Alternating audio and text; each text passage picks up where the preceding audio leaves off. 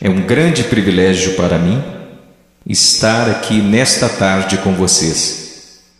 Antes de começarmos a falar qualquer coisa, eu gostaria de ir ao Senhor em oração. E eu vou pedir que você ore. Tem tanta coisa acontecendo aqui nesta tarde, tanta coisa que você não entende. Mas eu lhes direi de onde eu estou vindo. Eu pregarei como moribundo, para homens moribundos, e mulheres e jovens. E eu vou pregar como se eu nunca mais fosse pregar novamente. E eu lhes direi coisas que vocês irão entender errado. E eu lhes direi coisas que eles deixarão tão nervosos comigo. E eu lhes direi coisas que vocês negarão. E eu lhes direi coisas e vocês dirão que eu não tenho o direito de lhes dizer o que estou dizendo. Mas antes de você chegar a qualquer conclusão sobre o que está sendo dito aqui nesta tarde, faça a si mesmo uma pergunta. Veja, pregar é uma coisa muito perigosa. É perigoso para mim, pois a Bíblia diz que sobre falsos mestres virá grande condenação. Se o que eu lhes disser hoje não for verdade, eu estou encrencado e por isso tenho que fazê-lo com temor e tremor, porque eu estarei condenado diante de Deus. Mas se o que eu disser para vocês hoje for verdade, então são vocês que têm motivo para temer e tremer. Porque se eu interpretar corretamente esta passagem das Escrituras que eu lhes darei, será como se Deus estivesse falando através de um homem. E seu problema não será comigo, será com Deus e sua palavra. Então a única questão a ser decidida aqui, nesta tarde, é esta: é este homem à nossa frente um falso profeta? Ou será que ele está nos falando a verdade? E se ele estiver nos falando a verdade, então nada mais importa, exceto conformar nossas vidas a esta verdade.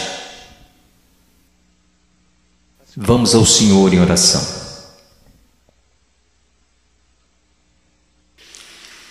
Pai,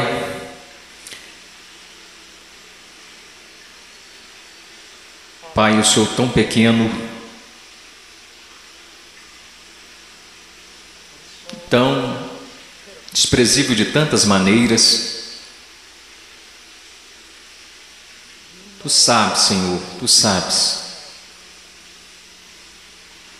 Ó Senhor amado, será que falso fogo continuará sendo a única coisa depositada em seu altar? Ou poderia fogo descer do céu? No meio de tanto barulho e clamores e programações, poderia fogo descer do céu? Podem esses ossos secos voltar a viver? Tu sabes, Senhor. Em Tua soberania eu oro e imploro ante ao trono de Deus, que sejas gracioso para conosco. Que o Senhor abra corações e mentes. Senhor, não podemos contar com que eles os abram, eles nunca o farão. Abra seus corações e mentes e faça com que eles vejam a verdade bíblica. Sopre sobre eles, conceda arrependimento, conceda fé. Traga-os ao Teu reino, Senhor. Para a Sua glória, pelo Seu grande nome, realize estas coisas. Senhor, como o irmão falava, que seja, Senhor, de tal forma que nenhum homem obtenha crédito, que nenhum homem ponha a mão na arca do Senhor e se pôr que caia morto, Senhor. Ó Deus, faça-se presente entre nós, por favor, pois não temos outra esperança, não temos nenhuma outra esperança. Estas crianças não têm outra esperança, a não ser que o Senhor haja. Amém. Estarei ensinando em Mateus capítulo 7. Se vocês têm suas Bíblias, sigam-me. Mateus capítulo 7, versículo 3, Jesus disse: entrai pela porta estreita, porque larga é a porta, espaçoso o caminho que conduz à perdição, e muitos são os que entram por ela. E porque estreita é a porta e apertado o caminho que leva à vida, e poucos há que a encontrem. Acautelai-vos, porém, dos falsos profetas que vêm até vós vestidos como ovelhas, mas interiormente são lobos devoradores. Por seus frutos conhecereis. Porventura colhem-se uvas dos pinheiros ou figos dos abrolhos? Assim toda árvore boa produz bons frutos, e toda árvore má produz frutos maus. Não pode a árvore boa dar maus frutos, nem a árvore má dar frutos bons. Toda árvore que não dá bom fruto corta-se e lança-se no fogo. Portanto, pelos seus frutos os conhecereis. Nem todo que me diz, Senhor, Senhor, entrará no reino dos céus, mas aquele que faz a vontade de meu Pai que está nos céus. Muitos me dirão naquele dia: Senhor, Senhor, não profetizamos nós em teu nome, e em teu nome não expulsamos demônios, e em teu nome não fizemos muitas maravilhas? E então lhes direi abertamente: nunca vos conheci. Apartai-vos de mim, vós que praticais a iniquidade. Todo aquele, pois, que escuta estas minhas palavras e as pratica, semelhá-lo-ei ao homem prudente, que edificou sua casa sobre a rocha, e desceu a chuva e correram rios, e assopraram ventos e combateram aquela casa, e não caiu, porque estava edificada sobre a rocha. E aquele que ouve estas minhas palavras e não as cumpre, compará-lo-ei a um homem sensato, que edificou a sua casa sobre a areia. Desceu a chuva, correram rios e assopraram ventos, e combateram aquela casa, e caiu, e foi grande a sua queda. Eu estou aqui hoje. Eu não estou preocupado no meu coração com a sua autoestima. Eu não estou preocupado no meu coração se você se sente bem consigo mesmo, se a vida está do jeito que você queria, ou se a sua conta bancária está no verde. Só tem uma coisa que me tirou o sono. Só tem uma coisa que me preocupou durante a manhã toda, e é isto: em 100 anos, a maioria das pessoas neste prédio possivelmente estarão no inferno. E muitos que até mesmo professam Jesus Cristo como Senhor passarão a eternidade no inferno. E você diz: pastor, como você pode dizer uma coisa como esta? Eu posso dizer uma coisa como esta, pois eu não realizo meu ministério na América. Eu prego a maior parte do tempo na América do Sul, África e leste europeu. E eu quero que você saiba que quando olham para o cristianismo americano, ele é mais baseado em uma cultura sem Deus do que na palavra de Deus. E tantas pessoas são enganadas, e tantos jovens são enganados, e tantos adultos são enganados em crer que por terem feito uma oração uma vez em suas vidas, eles irão para o céu. E então, quando eles olham ao redor e veem outros que confessam a Cristo, e veem essas pessoas tão mundanas quanto o mundo, e comparam-se uns com os outros, nada perturba seus corações. Eles pensam: bem, eu sou igual à maioria do meu grupo de jovens. Eu vejo coisas que não deveria ver na TV e rio das coisas que Deus odeia. Eu uso roupas sensuais. Eu falo como o mundo, eu ando como o mundo, eu amo a música do mundo. Eu amo tanto essas coisas do mundo, mas graças a Deus eu sou um cristão. Porque eu sou um cristão, eu não pareço diferente da maioria das pessoas da minha igreja. Porque eu sou cristão, porque houve uma vez na minha vida que eu fiz uma oração e pedi para Jesus entrar no meu coração. Eu quero que você saiba que a maior heresia na igreja evangélica protestante americana é que se você orar e pedir para Jesus Cristo entrar no seu coração, Ele definitivamente entrará. Vocês não encontrarão isso em nenhum lugar das Escrituras. Vocês não encontrarão isso na história batista até 50 anos atrás. O que vocês precisam saber é que a salvação é pela fé, e fé somente em Jesus Cristo. E a fé somente em Jesus Cristo é precedida e seguida por arrependimento. Um abandono do pecado, um ódio pelas coisas que Deus odeia, e um amor pelas coisas que Deus ama, um crescimento em santidade e um desejo, não de ser como a Britney Spears, não de ser como o mundo, e não de ser como a maioria dos cristãos americanos, mas de ser como Jesus Cristo.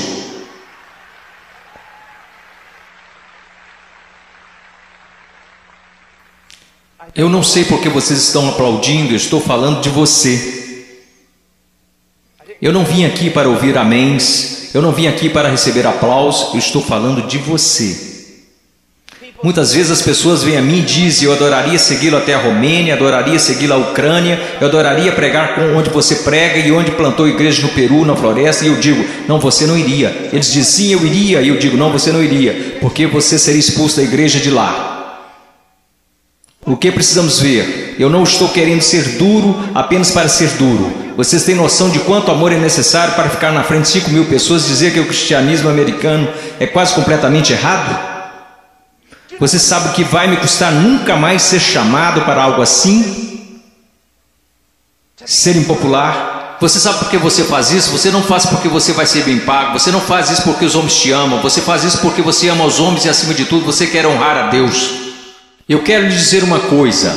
Nós vamos olhar para as Escrituras e eu quero que você olhe para ela como ela realmente é. Pare de se comparar com outros que dizem que são cristãos, que se comparam com outros que dizem que são cristãos. Compare a si mesmo com as Escrituras.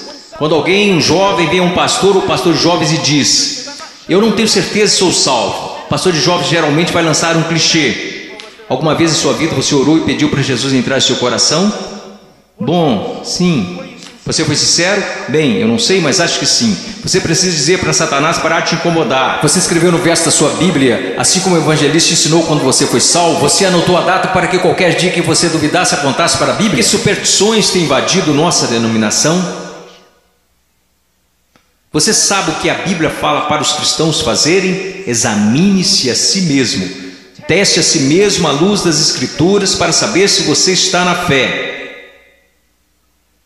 Teste a si mesmo para saber se você é um cristão. Você consegue ver que se o Senhor liberasse todos aqui e mandasse vocês baterem em cada porta dessa cidade? Você sabe o que descobriríamos? 99% das pessoas, pelo menos nessa cidade, acredita que são cristãos.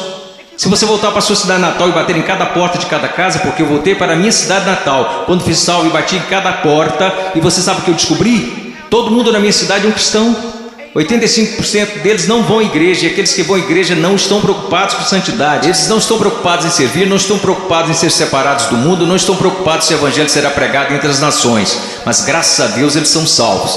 Por que eles são salvos? Porque algum evangelista que deveria ter passado mais tempo estudando sua Bíblia do que pregando, disse a eles que eles eram salvos. E ele disse isso para que depois pudesse gabar de quantas pessoas se converteram no seu próximo avivamento. E eu amo vocês. E existem homens aqui que amam vocês. E eu quero ir às Escrituras agora que eu choquei para a vida. Eu quero que vocês me ouçam. Ouça a palavra de Deus e comece a se perguntar algumas perguntas. Antes de tudo, entrai pela porta estreita, porque larga é a porta, espaçoso o caminho que conduz à perdição, e muitos são os que entram por ela. Existe uma porta estreita. E sabe, historicamente, uma das razões pela qual sou um batista do Sul é porque os batistas do Sul sempre foram rápidos, enquanto outras denominações falharam em perceber isto. Os batistas do Sul sempre foram rápidos em perceber que é só uma porta. Só há um Deus. Só há um mediador entre Deus e os homens. Seu nome é Jesus Cristo, e não é uma questão de múltipla escolha. Não é como se todos os caminhos levassem a Roma. Como denominação, nós sempre ensinamos às pessoas o que Jesus ensinou às pessoas. Eu sou o caminho, a verdade e a vida, e ninguém vê ao Pai senão por mim. Então eu louvo a Deus por isso, que a única forma que qualquer ser humano nesta terra será salvo é por meio de Jesus Cristo. E ponto final.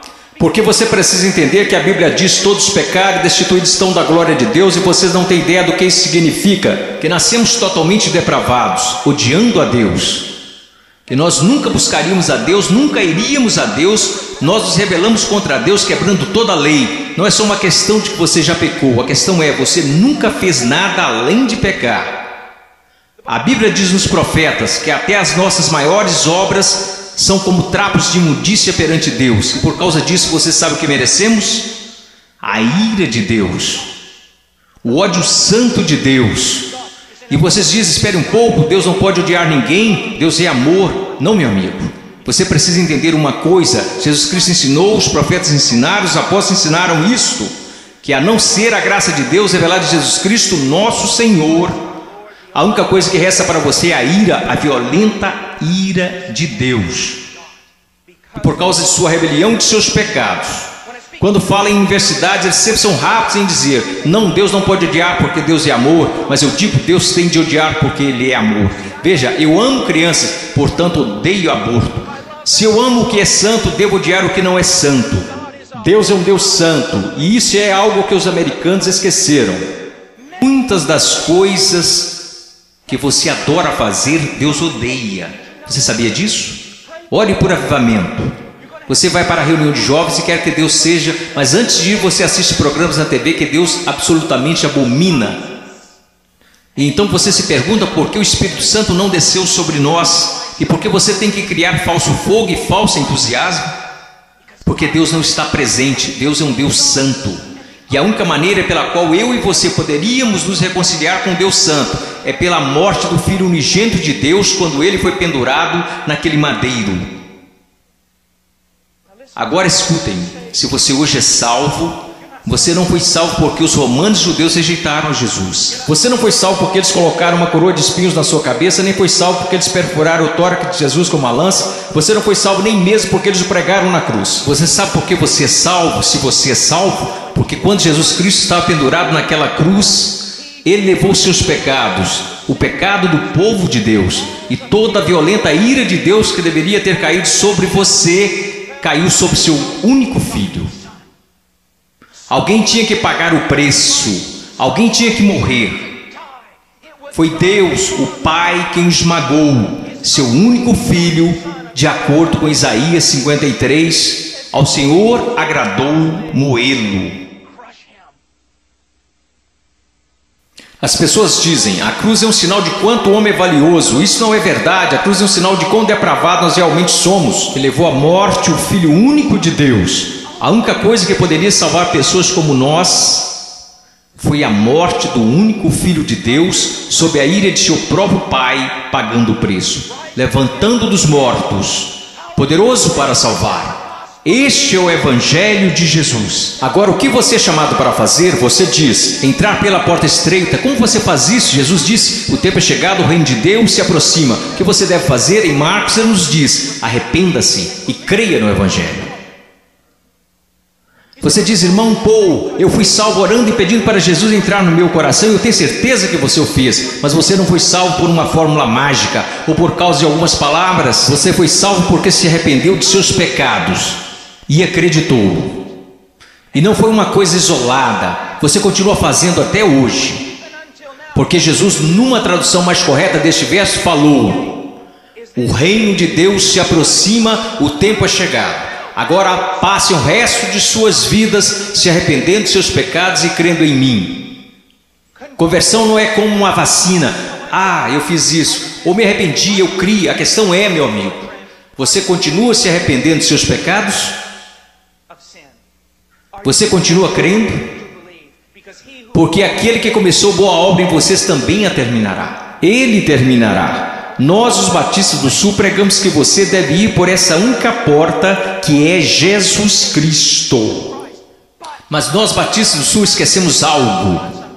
E eu quero que pastores de jovens e outros líderes escutem-me, pois nós esquecemos um ensinamento muito importante do Evangelho. Diz que não só a porta é estreita, mas o caminho também é estreito. O que basicamente fazemos é conduzir uma pessoa a Cristo ou conduzimos alguém a uma oração. E aí essa pessoa passa o resto da vida vivendo igual ao mundo. Se você quiser negar isso, eu posso trazer as estatísticas para te provar. Várias pesquisas, censos, qualquer tipo de pesquisa que você pensar. Quando elas questionam a moralidade da igreja dos Estados Unidos da América, em comparação com a moralidade daqueles que se consideram perdidos, as pesquisas não acham diferenças. Veja, esses são apenas dados, não tem nada a ver com interpretação religiosa, são estatísticas. Livros e mais livros têm sido escritos incessantemente por teólogos, filósofos, sociólogos e afins. O que está acontecendo na igreja? Descobrimos que o aborto na igreja é tão prevalente quanto no mundo. o divórcio é tão prevalente, a imoralidade. Você sabe, assim como eu, que há jovens aqui neste momento que estão praticando imoralidade e ainda assim adorando a Deus como se nada estivesse acontecendo. Você sabe que há jovens aqui que estão usando drogas e indo para a reunião de jovens da igreja. Você sabe, vendo e fazendo coisas que não são apropriadas para cristãos, e ainda assim eles vão para a reunião de jovens, convencidos que estão satisfeitos, convencidos que estão salvos, e ninguém está falando nada a não ser isto. Eles são cristãos carnais, eles são cristãos de verdade, só são carnais. Esta é uma doutrina que começou no seminário batista, que não era um seminário dos batistas do sul, muitas décadas atrás. Esta doutrina não é bíblica e não é histórica. Meu caro amigo, ser cristão carnal não existe. Você diz, espere um pouco, irmão Paulo, 1 Coríntios capítulo 3, não sois porventura carnais? Paulo disse isso? Não, isso foi o que Paulo disse. Você precisa ler o livro todo para saber o que ele queria dizer. Um dos nossos problemas, juventude, escutem-me, a maior parte do nosso cristianismo é baseada em clichês que lemos nas camisetas cristãs. A maior parte do nosso cristianismo vem de músicos e não da Bíblia. A maior parte das coisas que a gente acredita ser verdade é ditado pela nossa cultura e não pela Bíblia. A Bíblia não ensina que uma pessoa pode ser um cristão genuíno e viver em constante carnalidade, perversidade, pecaminosidade todos os dias de sua vida. Mas a Bíblia ensina que o cristão genuíno recebeu uma nova natureza. O cristão verdadeiro tem um pai que o ama, que o disciplina, cuida dele e que se importa com ele.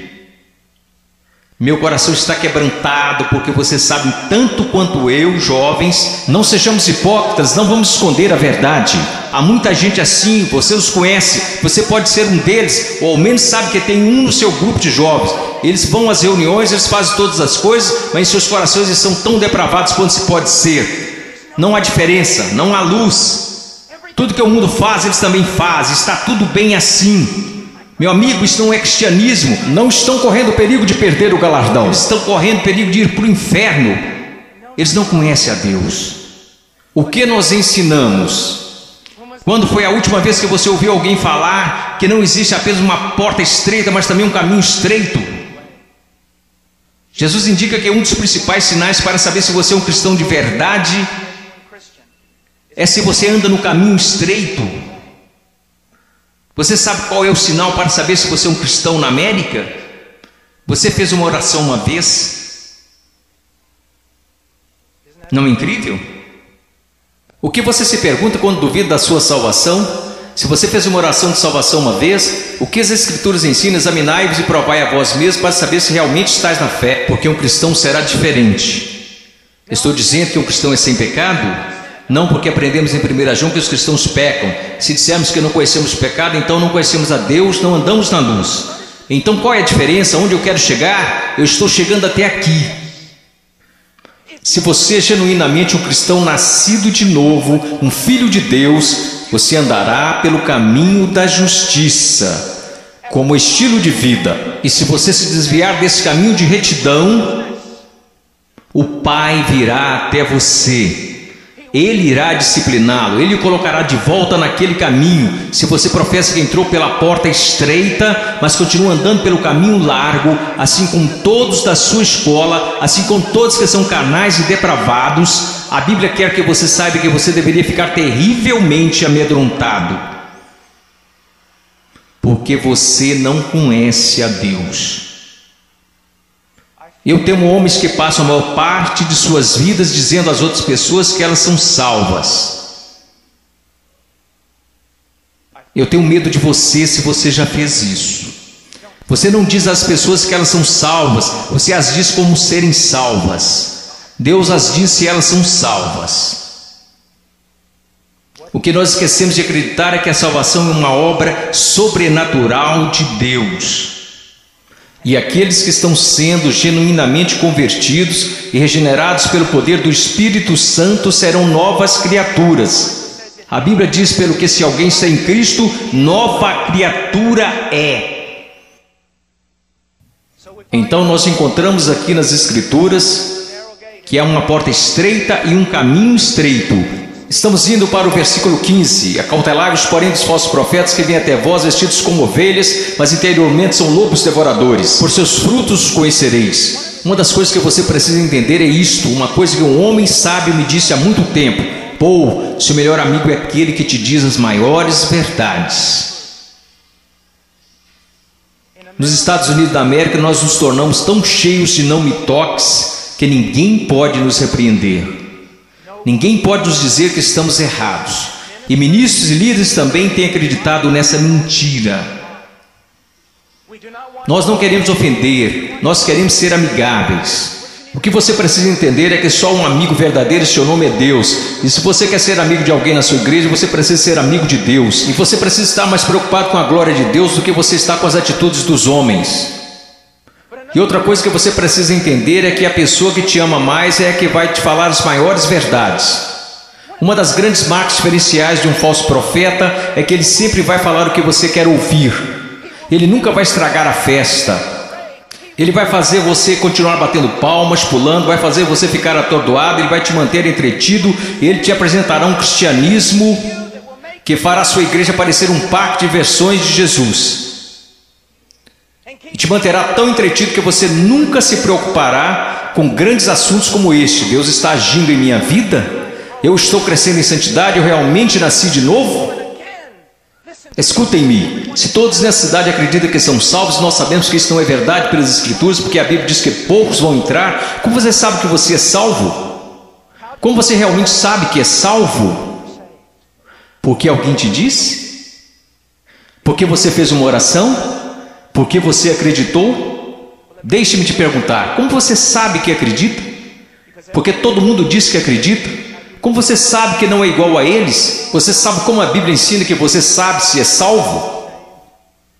Você sabe como a doutrina batista até 50 anos atrás diria que você sabe que é salvo? Você sabe que foi salvo porque sua vida está num processo de transformação. E seu estilo de vida é de alguém que anda nos caminhos da verdade do Senhor. E quando você para de andar nos caminhos da desobediência, como todos nós fazemos, Deus vem até você e te põe de volta no caminho. Uma das maiores evidências que você nasceu de novo é que Deus não permitirá que você fale como sua carne quer falar. Deus não permitirá que você se vista como um mundo sensual e igreja sensual. Permita que você se vista. Deus não permitirá que você ande como o mundo, cheire como o mundo, fale como o mundo, escute as coisas que o mundo escuta. Deus fará diferença na sua vida. Diz aqui, ao continuarmos, versículo 17. Então todos, quero dizer, vamos ao versículo 16. Você os conhecerá pelos seus frutos. Como você reconhece um falso profeta? E uma aplicação mais ampla aqui nas Escrituras. E como você sabe que alguém é um cristão genuíno? Pelos seus frutos. Pelos seus frutos, meus amigos. Veja a sua vida, veja o jeito que você anda, veja o jeito que você fala, veja para as paixões do seu coração. Por acaso Jesus está aí em algum lugar, ou ele é só um acessório que você acrescenta em sua vida? Ou é só uma coisa que você faz nas quartas e domingos? Ele é só alguém que você aceita apenas intelectualmente, mas não de coração? Ele é um acessório, ou ele é o centro da sua vida? E qual é o fruto que você está produzindo? Você parece com o mundo, age como o mundo? Você experimenta as mesmas alegrias que o mundo experimenta? Você consegue amar o pecado e gostar de cometê-lo? Você consegue amar a rebeldia e gostar de ser rebelde? Então você não conhece a Deus. Você os conhecerá pelos seus frutos. Deus tem o poder para mudá-los. Imaginemos por um momento Jesus ensinando esta passagem. E você está lá ouvindo. E ele olha para você e diz: espinhos, espinhos. Você acha espinhos em figueiras? E você diz: é claro que não, Jesus. Você não é um agricultor, você não é um fazendeiro, você é um carpinteiro, mas todo mundo sabe, Jesus, você não encontra espinhos numa figueira. Então deixe-me fazer outra pergunta. Você encontra figos bons, frutos em espinheiros? É claro que não, Jesus, isso é loucura. Quer dizer, você nunca vai achar espinhos numa figueira e também nunca encontrará figos num espinheiro. Jesus, se me disserem que isso é possível, pode tomar nota. Ou essa pessoa é louca ou é mentirosa. Então Jesus lhe responde: muito bem.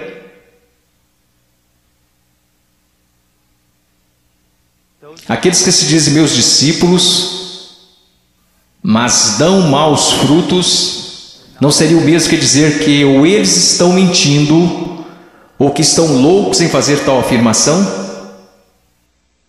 Deixe-me levar essa ideia mais à frente. Vamos imaginar que eu apareça atrasado e entro correndo aqui na plataforma e todos os outros líderes estão zangados comigo e dizem: irmão Paul, você não considerou que lhe foi dada a oportunidade de falar aqui e você aparece atrasado? E eu digo: irmãos, vocês têm de me perdoar porque eu estava a caminho na rodovia e meu pneu furou. E eu estava trocando pneu e enquanto isso a porca da roda saiu. E eu não estava prestando atenção, então eu corri para pegar a porca da roda. Assim que eu a peguei no meio da rodovia, eu levantei, tinha um caminhão de carga de 30 toneladas vindo a uns 200 km por hora, uns 10 metros à minha frente. E aí ele me atropelou e é por isso que eu estou atrasado.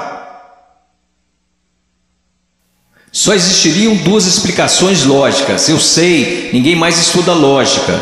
Mas só existiriam duas conclusões lógicas.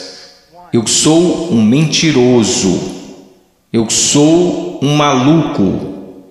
Você diria: irmão Paul, é absolutamente absurdo, é impossível ter um encontro com algo tão grande como um caminhão de carga e não mudar de estado. E minha questão para você é a seguinte: o que é maior, um caminhão de carga ou Deus? Como é que tantas pessoas hoje professam ter tido um encontro com Jesus Cristo e ainda assim não são permanentemente transformados?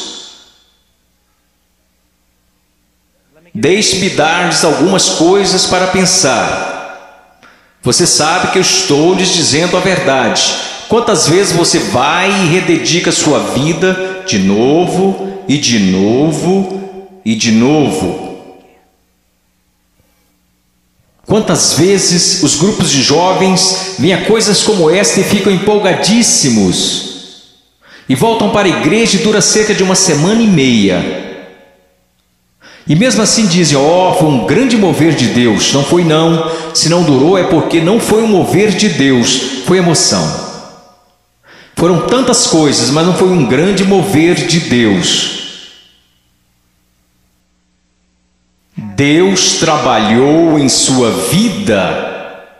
Deus está trabalhando em sua vida.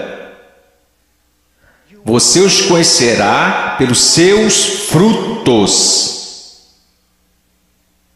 Você os conhecerá pelos seus frutos. Prosseguindo.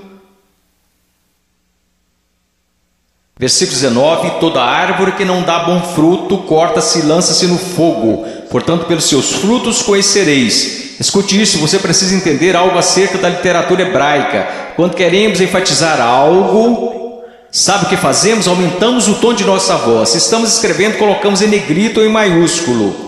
Mas para o judeu era diferente. Quando ele quer enfatizar algo, ele repete e repete. Por isso que encontramos o paralelismo hebraico no livro de Provérbios: o ímpio viverá na terra, o ímpio será destruído. Ele está dizendo a mesma coisa, só que de um jeito diferente, para dar mais ênfase. É isso que Jesus está fazendo o tempo todo aqui. Pelos seus frutos conhecereis, pelos seus frutos conhecereis. Vocês os conhecerão pelo caminho que eles andam, pelos seus frutos conhecereis, pelos seus frutos os conhecereis. Ele diz: toda árvore que não dá bom fruto, corta-se e lança-se no fogo. Sobre o que ele está falando, meu caro amigo? Ele está falando sobre o juízo do Deus Todo-Poderoso, que um dia cairá sobre o mundo, que um dia possivelmente poderá cair sobre você. Oh, meu caro amigo, eu não consigo olhar o seu coração.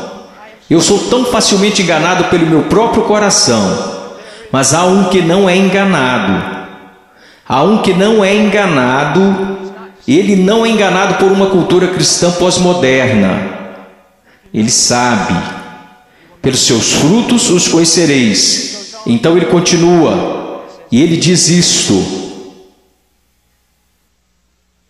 Versículo 21, nem todo que me diz Senhor, Senhor entrará no reino dos céus, mas aquele que faz a vontade de meu Pai que está nos céus. Você sabe o que a sua profissão de fé em Jesus vale? Absolutamente nada. Sim, você leu esta passagem? Estude-a. Nem todo que me diz Senhor, Senhor, nem todos que professam Senhor, Senhor, entrará no reino dos céus. Muitas pessoas dirão Senhor, Senhor, mas não entrarão no reino dos céus. Meus filhinhos, você é um deles? Senhor, Senhor. Agora vamos voltar para a literatura hebraica. Ele diz Senhor, Senhor, ele não diz Senhor. Ele diz Senhor, Senhor, o que isso significa? Esse sujeito que está fazendo profissão não é alguém que de repente decidiu. É o dia do juízo, é melhor confessá-lo como Senhor. Essa é uma pessoa que professa enfaticamente aos outros que Jesus é o Senhor.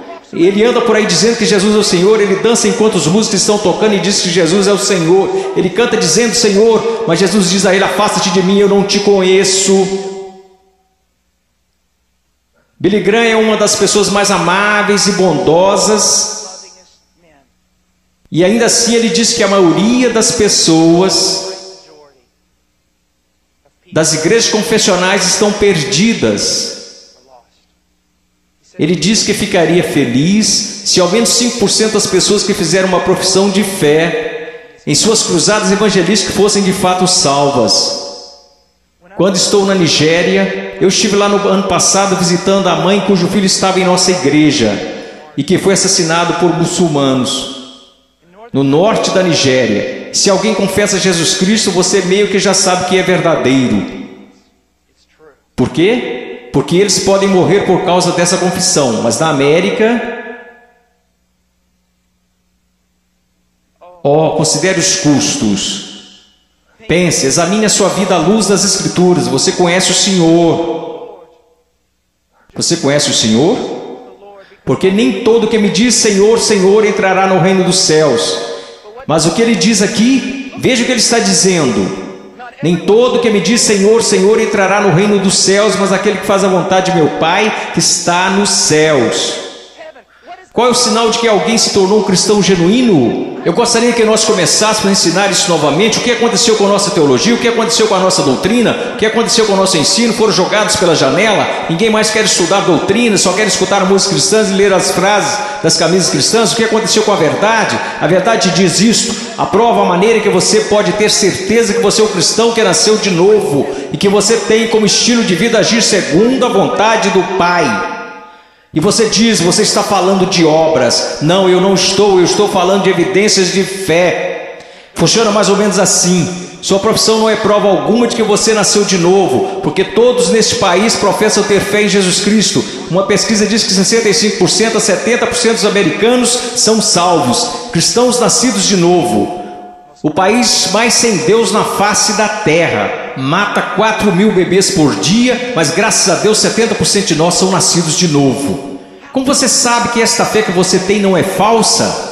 Um estilo de vida que está preocupado em fazer a vontade do Pai, que faz a vontade do Pai, e quando você desobedece a vontade do Pai, o Espírito Santo vem e te repreende pessoalmente através da palavra de Deus, ou através de um irmão ou uma irmã em Cristo, e Deus te põe no caminho novamente.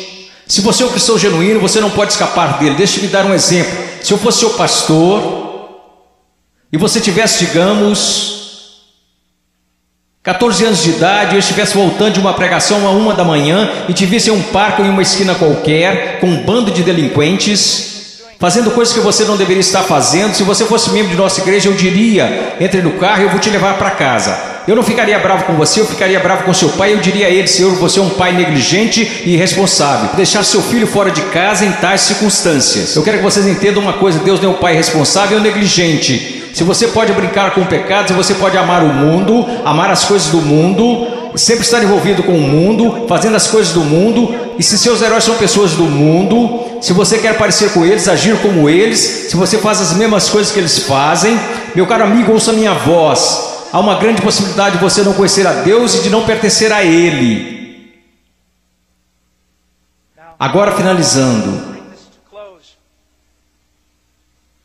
Versículo 22. Muitos me dirão naquele dia: Senhor, Senhor, não profetizamos nós em teu nome não expulsamos demônios, em teu nome não fizemos muitas maravilhas? Então lhes direi abertamente: nunca vos conheci.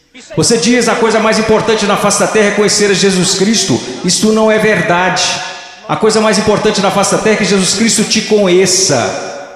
Eu não entrarei na Casa Branca amanhã só porque eu fui até o portão e disse que conheço o presidente.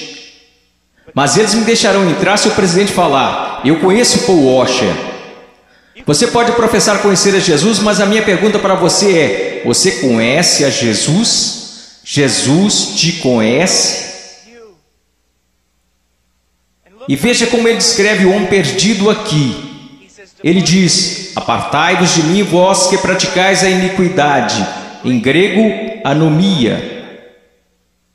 Uma partícula negativa, a, não, sem. A palavra nomos, lei, não lei, sem lei. E é isso que significa. Deixe-me dar-lhe uma tradução mais precisa. Apartai-vos de mim, ouçam-me. Se eu pudesse sair daqui e te abraçar falando isso, eu faria. Ouçam-me. Ele diz: apartai-vos de mim, vocês que dizem ser meus discípulos, que me confessam como Senhor, porém vivem como se eu nunca tivesse lhes dado uma lei para obedecerem. Eu acabo de descrever a grande maioria dos cristãos da América. Se alguém começa a falar de lei, se alguém começa a falar de princípios bíblicos, sobre o que devemos fazer e o que não devemos fazer, como devemos viver e como não devemos viver, todos começam a exclamar: legalista, legalista. Mas Jesus disse: apartai-vos de mim, vocês que viveram, me chamaram de Senhor, contudo viveram como se eu nunca tivesse lhes dado uma lei para seguirem. Na cristandade americana disse: passe pela porta, louve a Deus, viva como o resto do mundo, tudo bem, você só é um cristão carnal e talvez volte um dia. Você sabe o que acontece por causa do nosso péssimo evangelismo? Nós temos milhões de crianças salvas na ZBF, e quando fazem 15 anos eles entram no mundo, e a maioria deles vive como demônios.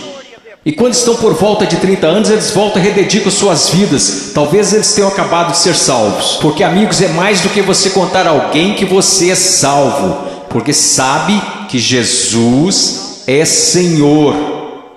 Satanás sabe que Jesus é Senhor. Sua vida está em processo de mudança? Então ele começa a falar sobre duas pessoas, duas fundações. Você sabe que essa passagem na interpretação contemporânea é importante estudar teologia, é importante estudar história. A interpretação atual dessa passagem sobre a rocha e a areia é basicamente assim: se você é cristão, você precisa construir sua vida sobre a rocha, porque se você construir sua vida sobre a areia, você será um cristão infeliz, sua vida não dará certo. Isto não é o que Jesus está ensinando, e a história me apoia nisto. Quase nunca foi interpretada desta forma. Você sabe qual é a interpretação? É assim: existem dois caminhos. Há o caminho estreito e o caminho largo. Em qual você está? Há dois tipos de árvores. Tem a árvore que dá bons frutos e que vai para o céu. Tem a árvore má, e você sabe que é má porque dá maus frutos e vai para o inferno. Será cortada e lançada para o inferno. Aqueles que professam Jesus como Senhor e fazem a vontade do Pai que está no céu, e aqueles que professam Jesus como Senhor e que não fazem a vontade do Pai que está no céu, e eles irão para o inferno, não por falta das obras, mas por causa de uma falta de fé demonstrada pelo fato de que eles não tinham obras. E ele continua: não são dois cristãos construindo suas casas em duas fundações diferentes. Esses novamente são o homem salvo e o homem perdido. O homem perdido ouve a palavra de Deus ser pregada, mas não prepara a fundação. Você não consegue ver na vida dele como a palavra de Deus está formando e construindo e sustentando sua vida. Sua vida não está. Quantas pessoas da Convenção dos Batistas do Sul, apesar dos nossos números, apesar de tudo que dizemos, se nós simplesmente comparássemos as pessoas a esta passagem e dissesse: você está construindo seu casamento de acordo com a palavra de Deus, você está educando seus filhos de acordo com a palavra de Deus, você está administrando suas finanças de acordo com a palavra de Deus, você tem vivido separando-se das coisas deste mundo de acordo com a palavra de Deus, quantos estariam aptos a responder positivamente? Não, nada disso. Eu professo Jesus, Ele é meu Salvador. Meu professor de escola dominical me falou: Eu sei, assim como Leonard Haverhill, um conhecido meu, que antes de falecer costumava dizer: eu preguei uma só vez em várias igrejas batistas. Eu prego em muitos lugares como esse somente uma vez. Eu poderia vir aqui hoje com um vocabulário que impressionaria vocês e pregar para vocês sobre coisas que fariam vocês saírem flutuando deste salão. Eu poderia contar-lhes histórias que fariam vocês rirem, histórias sobre cachorros e vovós que fariam vocês chorarem, mas eu usamos demais para fazer isso. Eu sei porque a palavra de Deus é verdade, que existem pessoas que acreditam ser salvas, mas não são. Não são. Eu sei que alguns de vocês que olham ao redor e pensam: bem, eu sou salvo, quer dizer, eu pareço com todo mundo do meu grupo de jovem. O que faz você pensar que o seu grupo é salvo? Bem, eu sou como meus pais, ou eu sou como os adultos da minha igreja, ou os diáconos ou pastores, de que isso importa? Você não será julgado por eles no dia da vinda de Cristo. Minha pergunta para você, querido, minha pergunta para você, meu filhinho, quero dizer, vocês poderiam ser meus filhos. E eu oro para que um dia, quando meu filho crescer, que haja um pregador que fique diante dele e diga: basta, vamos nos focar. O que a palavra de Deus diz? Uma sua vida se apresentará diante do fogo ardente, que é a santidade de Deus no dia final. Amada, preciosa menina, amado, precioso jovem, no dia final a sua confissão permanecerá verdadeira. Você é salvo. E eu não estou falando de bem, eu acho que sou salvo. Sabe, é o caminho que ao homem parece direito, mas o fim dele são os caminhos da morte. Bem, eu sinto do fundo do meu coração que sou salvo. Então deixa eu fazer outra pergunta. Você alguma vez já leu Que Enganoso o Coração? Quem o conhecerá? Você não deveria ir ao testemunho das Escrituras? Bem, eu sei que sou salvo, pois minha mãe, meu pai, meu pastor, todos me disseram que sou salvo. Então eu te digo isto: o que a palavra de Deus te diz? Nós falamos tanto sobre ser cristãos radicais. Cristãos radicais não são pessoas que pulam em shows. Cristãos radicais não são pessoas que usam camisas gospel. Cristãos radicais são aqueles que carregam os frutos do Espírito Santo. Cristãos radicais são aqueles que respeitam e honram seus pais, mesmo quando sentem que seus pais estão errados. Cristãos radicais são aqueles que não... Agora escutem, isso vai deixá-los irados. E eu estou falando com garotos e garotas. Cristãos radicais são aqueles que não se vestem sensualmente para mostrar seus corpos. Se sua vestimenta é um chamariz apenas para o seu rosto, Deus se agrada da sua vestimenta. Sua vestimenta é um chamariz para o seu corpo, isso é sensual e Deus odeia o que você está fazendo. Todo mundo gosta de falar sobre um profeta, mas ninguém quer escutá-lo. E eu estou falando sobre cristianismo. Eu passei minha vida em selvas, eu passei minha vida congelando nos Andes, eu vi pessoas morrerem. Um garotinho, Andrew Myman, os muçulmanos atiraram 5 vezes o seu estômago e o deixaram morrer na calçada, simplesmente porque ele exclamava: eu estou com tanto medo, mas eu não posso negar a Jesus Cristo. Por favor, não me matem, mas eu não negarei. E ele morreu numa poça de sangue. E vocês falam sobre ser cristãos radicais porque vocês usam camisas gospel e vão a um congresso? Eu estou falando sobre santidade, eu estou falando sobre ser cheio de Deus. Você sabe o que seria mover de Deus neste local? Se todos vocês caíssem sob convicção de pecado, se eu mesmo caísse sob convicção pelo Espírito Santo e nos prostrássemos e chorássemos, pois assistimos coisas que Deus odeia, pois usamos coisas que Deus odeia, pois nós agimos como o mundo, parecemos como o mundo, cheiramos como o mundo, fazemos as mesmas coisas que o mundo e não sabemos que fazemos essas coisas porque não conhecemos a palavra de Deus. Porque mesmo que falemos como uma denominação, que a Escritura é a infalível palavra de Deus, só que ganhamos basicamente um monte de ilustrações, histórias e novelinhas. Oh, que Deus brilhe neste lugar. Que viremos nossas costas para o pecado, que renunciemos às coisas que desagradam a Deus, e então que corramos para Ele, alegremos-nos nele e o amemos. Que Deus levante missionários. Eu não desejo a vocês o mesmo que seus pais. Eles querem segurança e boas casas para vocês.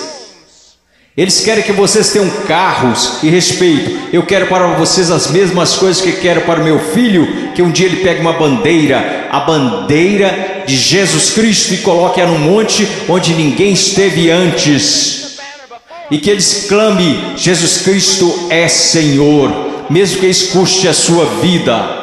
Se quando ele tiver 18 anos me disser as mesmas coisas que eu disse quando era jovem, eu vou para os montes, eu vou para a selva, que as pessoas disseram: você não pode ir, você está maluco, é uma guerra lá, você vai morrer. Eu vou. Quando aquele rapaz colocar sua mochila nas costas, eu vou orar por ele e dizer: vá, vá, Deus seja contigo, e se você morrer, meu filho, eu te vejo do outro lado e honrarei sua morte. Oh Deus, vamos orar, vamos orar. Oh Deus, eu não me importo com reputação, eu não me importo com o que os homens pensam. Eu quero que o Senhor seja honrado, eu quero que esses jovens sejam salvos. Eu quero que os salvos parem de olhar para um cristianismo cultural, que o Senhor odeia e que cuspirá fora de sua boca, e que eles olhem para a sua palavra e digam: eu seguirei a Jesus. Deus, eu oro pelos ministérios de jovens e pastores, e oro para que o Senhor os encha com espírito de sabedoria, amor e coragem e discernimento, e querido Deus, custe o que custar, eu oro para que o Senhor levante missionários. Ao olhar para esses garotos, eu não posso evitar de pensar no meu filhinho. Oh Deus, que o Senhor salve o Ian, e que eu levante e o mande para a pior parte da batalha. Oh, querido Deus, levante missionários aqui, levante missionários, levante pregadores e pastores e embaixadores e evangelistas, que conheçam a palavra de Deus. Oh Deus, trabalhe neste lugar, por favor, trabalhe neste lugar, amado Deus, por favor, por favor, por favor, por favor. Agora, com todas as cabeças baixas, alguém aqui hoje à noite que gostaria de dizer: irmão Paul, eu tenho vivido uma mentira. Eu digo que sou cristão, mas eu amo o mundo, eu pareço com o mundo, e cheiro como o mundo, e eu me odeio por conta disso. Irmão Paul, eu estou tão cansado desse cristianismo que tenho vivido, eu estou cansado disto. Eu estou cansado disto. Eu quero ser salvo. Eu quero ser salvo. Eu só quero que levantem. Irmão Paul, eu quero ser salvo. Amém. Alguém mais? Eu quero ser salvo. Amém. Amém. Em momentos teremos um apelo, e vocês que levantaram, eu vou descer aqui e quero que vocês se encontrem comigo. Eu quero falar com vocês agora. Vocês podem se sentar. Obrigado. Agora quero conversar com vocês que professam ser cristãos.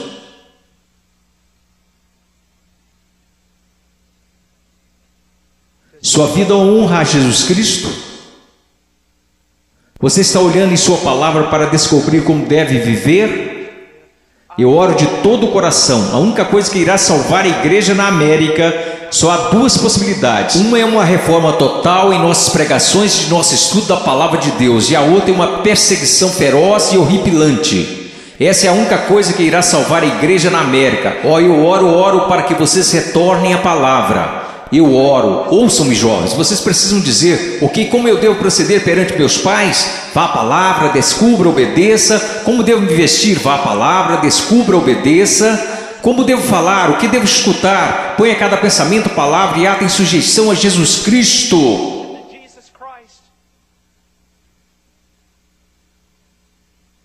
Eu não vou pedir para que você levante.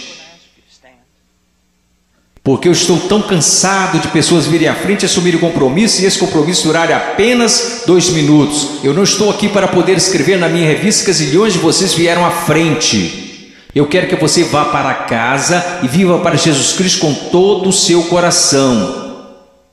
Mas se você precisa de aconselhamento, você dirá: irmão Paul, eu quero viver para Jesus Cristo, mas eu não sei como. Em minutos nós iremos fazer um convite e eu quero que você venha à frente, não para assumir um compromisso. Se quiser assumir algum compromisso, faça isso daí de onde está sentado. Se precisa contar a alguém, vá contar ao seu pastor, vá contar ao seu pastor de jovens, e quer saber, nós saberemos se esse compromisso irá durar. Quer saber como? Porque irá durar. Nós saberemos se foi de Deus. Deixe-me contar-lhes uma coisa: se você tomou a decisão de seguir a Jesus Cristo, se você tomou a decisão para ser salvo nesses 2 últimos dias, eu quero dizer algo: se você foi genuíno, durará. Se daqui a algumas semanas você voltar direto ao mundo, viver como o mundo, agir como o mundo, quero que você saiba de uma coisa: você não entendeu nada aqui neste final de semana, você foi emotivo, apenas isto. Se você realmente ganhou algo do Senhor, eu quero que você saiba, isso durará. E ainda que você tente correr disto, você não vai conseguir. Você não vai conseguir. Oh, eu amo tanto a vocês, Eu peço que todos levantemos.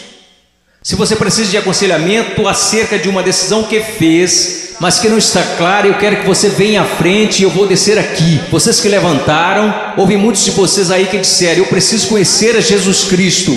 Eu quero que você venha até aqui agora mesmo, eu quero te conhecer. Eu quero voltar aqui com você e os outros conselheiros. Quero conversar com você e eu quero te dizer uma coisa, não em 5 minutos, não em 10 minutos. Se você precisar conversar a noite toda, nós ficaremos. Essa é a atitude de cada conselheiro neste lugar. Nós ficaremos a noite inteira, se necessário, a noite toda. Deus te ama, Deus te ama. Deixe-me orar por você. Querido Deus, por favor, Senhor, ouve aqui. Senhor, tanta movimentação.